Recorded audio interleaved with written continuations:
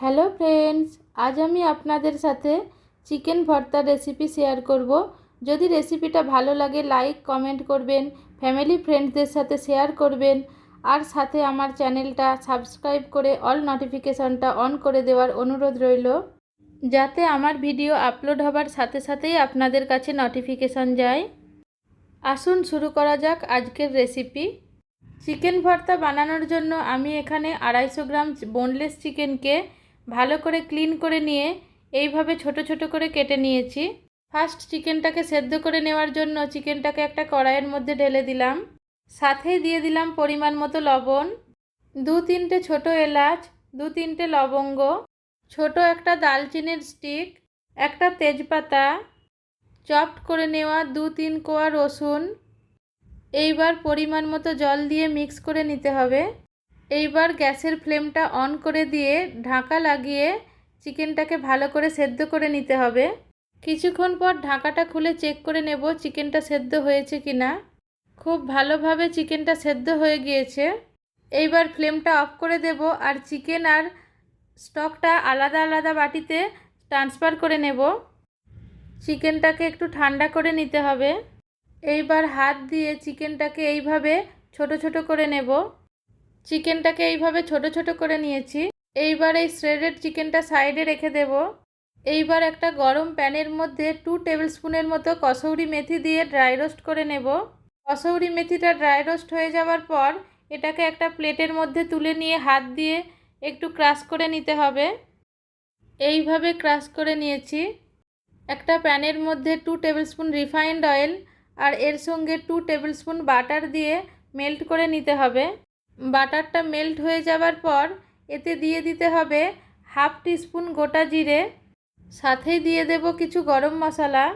এতে আছে 3-4টে ছোটো এলাচ, 3-4টে লবঙ্গ, অল্প দালচিনি, 1/2 টিস্পুন গোলমরিচ আর একটা তেজপাতা।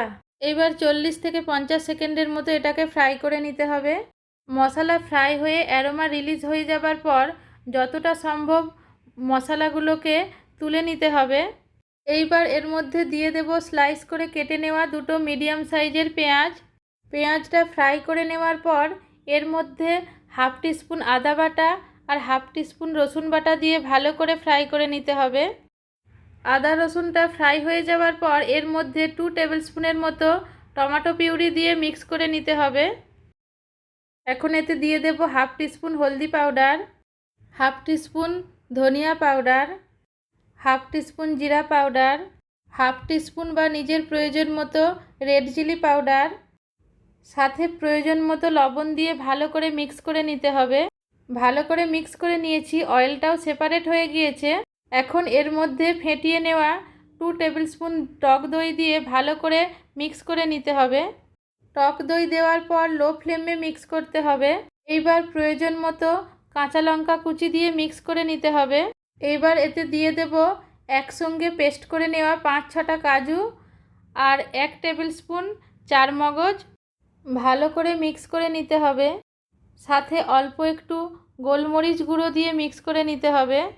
ভালো করে মিক্স হয়ে যাওয়ার পর যখন অয়েলটা সেপারেট হয়ে যাবে তখন এতে শ্রেডেড চিকেন দিয়ে মিক্স করে নিতে হবে।